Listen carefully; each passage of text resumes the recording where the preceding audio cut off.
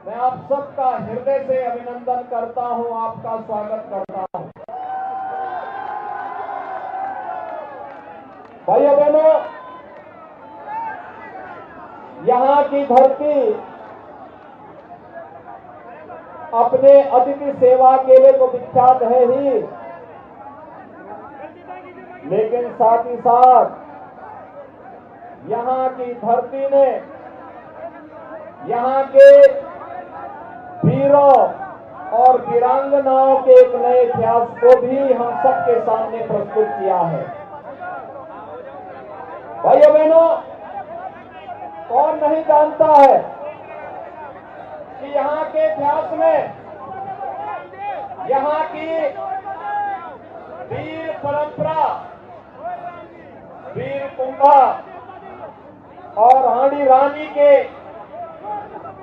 इस पावन धरा बूंदी को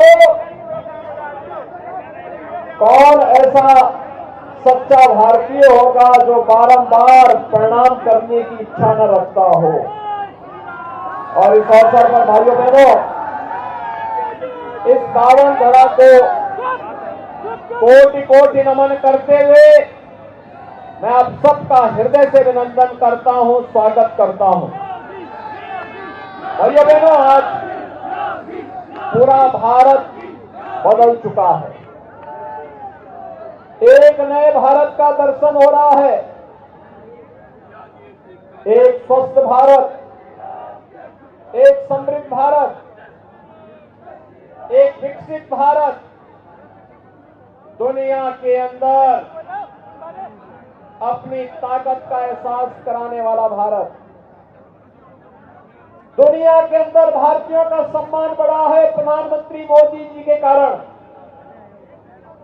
और पूरी दुनिया अपने संकट के समय में भारत की ओर आशा भरी निगाहों से देख करके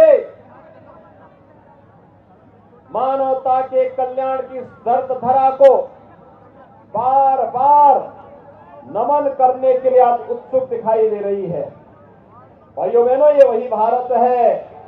कांग्रेस के शासन में घुसपैठ होती थी, आतंकी घटनाएं घटित होती थी, लेकिन भाइयों बहनों, आज के नए भारत में घुसपैठ नहीं, बल्कि आतंकवाद के माद में जाकर के हमारे बहादुर जवान आतंकवादी ठिकानों को तबाह करने का मादा रखते हैं।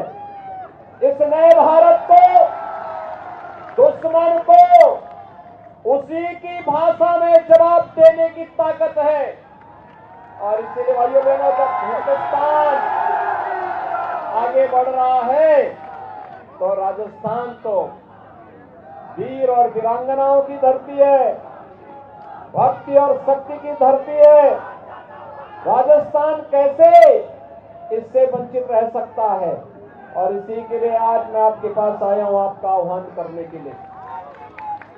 और ये मैंने राजस्थान में ठान किया है, इस बार परिवर्तन करके फिर से राजस्थान रहेगा, अवश्य परिवर्तन करेगा, ये ठान चुका है।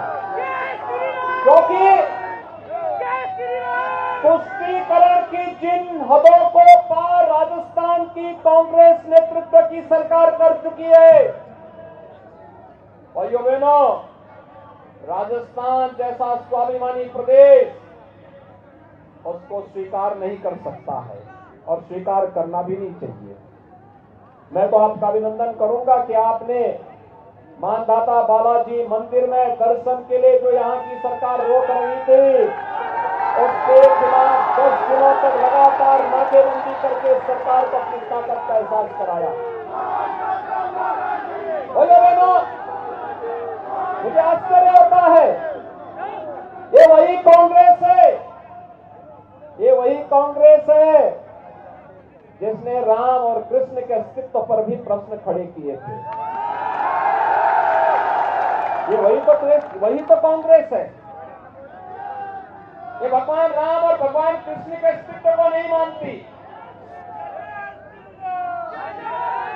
और भाइयों बहनों, जब भारतीय जनता पार्टी की डबल इंजन की सरकार उत्तर प्रदेश में आई, आपने देखा होगा आपने देखा होगा उत्तर प्रदेश में 500 वर्षों का विचार समाप्त करके अयोध्या में राम मंदिर के निर्माण का कार्य युद्ध स्तर पर चल रहा है। कोई संदेह है क्या? अयोध्या में राम मंदिर का निर्माण हो रहा है, कोई संदेह नहीं है ना? तो भाइयों बहनों, जब संदेह मोदी जी के किसी कार्य में नहीं है तो फिर राजस्थान में सरकार लाने में भी कोई संदेह नहीं होना चाहिए। सहमत है ना? सहमत है ना? भाइयों बहनों, अगर उत्तर प्रदेश में और केंद्र में भारतीय जनता पार्टी की सरकार नहीं होती तो क्या राम मंदिर का कार्य हो पाता? क्या ये काम कांग्रेस करती? क्या भाइयों बहनों, कांग्रेस आपकी आस्था का सम्मान नहीं कर सकती। और याद करिए, अगर यहां बीजेपी की सरकार होती तो कन्हैया लाल जैसे निर्दोष नागरिकों की हत्या होती क्या? और ये सरकार तो मुआवजा देने में भी भेदभाव करती है। कन्हैया लाल के परिवार को मुआवजा दिया जाता है 5 लाख रुपया, और 2 मुस्लिम मोटरसाइकिल में आपस में टकरा करके जयपुर में मरते हैं, उनको दिया जाता है 20-20 लाख रुपया। तो कांग्रेस की घोषित नीति है भाइयों बहनों। आपने देखा होगा, मोदी जी प्रधानमंत्री बने, उन्होंने हर गरीब के घर में शौचालय दे दिया। 9 वर्ष में 12 लाख गरीबों के घर में शौचालय, 4 करोड़ गरीबों को प्रधानमंत्री आवास योजना, 10 करोड़ लोगों को उज्ज्वला योजना में रसोई गैस के कनेक्शन। भाइयों बहनों, 4 करोड़ गरीबों के घर में बिजली पहुंचाने का कार्य, देश के अंदर हर घर नल की योजना, हर खेत को पानी पहुंचाने की योजना, हर गरीब को 5 लाख रुपए की स्वास्थ्य बीमा का कवर, और यही नहीं, कोरोना कालखंड में फ्री में वैक्सीन, फ्री में टेस्ट, और 80 करोड़ लोगों को फ्री में राशन की सुविधा का लाभ अगले 5 वर्ष तक जारी रहेगा। यह भी मोदी जी के नेतृत्व की सरकार कर रही है। भैया बहनों, मोदी जी ने नारा दिया सबका साथ सबके विकास का, लेकिन कांग्रेस के समय में क्या बोला जाता था कि देश के संसाधनों पर पहला अधिकार मुसलमानों का है। ये तो कांग्रेस बोलती थी। भाइयों बहनों, आश्चर्य होता है, देश के संसाधनों पर पहला अधिकार गरीब का होना चाहिए, वंचित का होना चाहिए, दलित का होना चाहिए, जनजातियों का होना चाहिए, देश के नागरिकों का होना चाहिए, आधी आबादी का होना चाहिए। लेकिन भाइयों बहनों, नागरिकों को उनका अधिकार देने की बजाय कांग्रेस ने तुष्टीकरण की नीति को लागू करते हुए, अगर तुष्टीकरण की नीति नहीं होती, कन्हैया लाल की हत्या नहीं होती। तुष्टीकरण की नीति पे सरकार नहीं चलती तो भाइयों बहनों, मानदाता बालाजी मंदिर के दर्शन के या प्रवेश पर यहां की सरकार रोक नहीं लगाती। और मैंने तो सुना है कि यहां की सरकार ने वहां पे सांसद विधायक निधि के कार्य कराने में भी रोक लगा दी है। भाइयों बहनों, हमारे यहां उत्तर प्रदेश में जितने मंदिर हैं, जितने धर्मस्थल हैं, उन सब के लिए हम लोगों ने एक योजना अलग से चलाई है, उनके पुनरुद्धार की, उनके सुंदरीकरण की। और आप जाएंगे हर जगह आपको हर मंदिर, हर पौराणिक स्थल का सुंदरीकरण का कार्य देखने को मिलेगा। एक नए रूप के साथ, तेज के साथ नई अयोध्या भी बस रही है, और साथ साथ काशी में भगवान विश्वनाथ का धाम भी भव्य भव्य रूप में सामने आ रहा है। मथुरा वृंदावन भी सज रहा है। भाइयों बहनों, ये नए भारत की नई तस्वीर है और इसी के लिए एहसास करने के लिए, कराने के लिए आज मैं आपके पास आया, आपसे अपील करने के लिए। राजस्थान, आपने देखा होगा 5 साल पहले जब वसुंधरा राजे जी के नेतृत्व में भारतीय जनता पार्टी की सरकार थी, विकास की योजनाओं को बिना भेदभाव के हर नागरिक तक पहुंचाने का कार्य भारतीय जनता पार्टी की सरकार कर रही थी।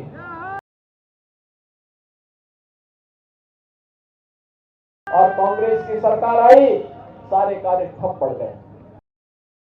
ये तो आपस में ही नूरा कुश्ती कर रहे हैं, आपस में ही लड़ने से फुर्सत नहीं है। और भाइयों बहनों, इसीलिए मैं आपसे आह्वान करने के लिए आया हूं।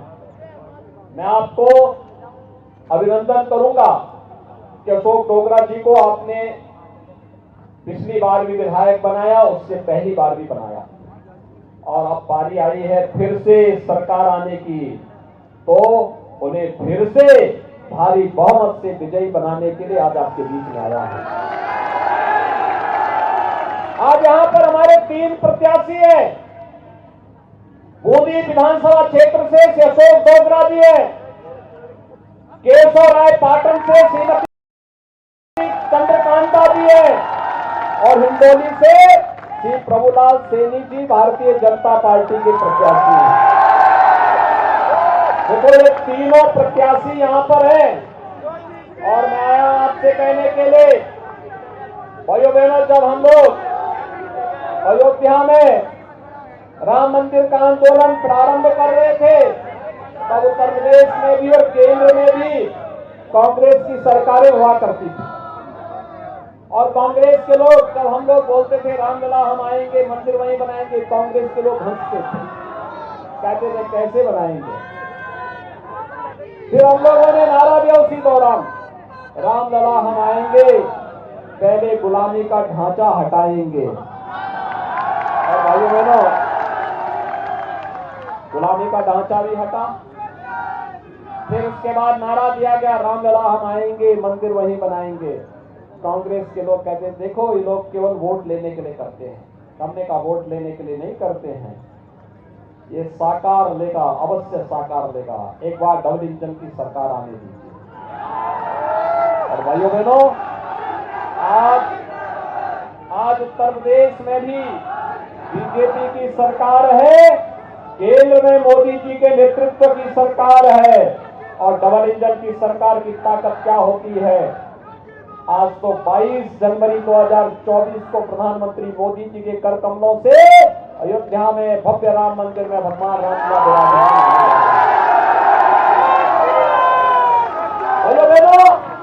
राजस्थान में भी डबल इंजन की सरकार चाहिए, सहमत है? ऐसे ही, और इसीलिए आपका आह्वान करने के लिए आया हूं। 22 जनवरी के बाद अयोध्या में दर्शन करने का इच्छुक कौन कौन है? तो पूरा बूंदी ही दर्शन करने का इच्छुक है, तो तीनों प्रत्याशियों को जिता करके भेजिए, इनको जयपुर भेजिए। और मैं इन तीनों से कहूंगा कि लोग फिर अपने अपने विधानसभा क्षेत्र से 22 जनवरी के बाद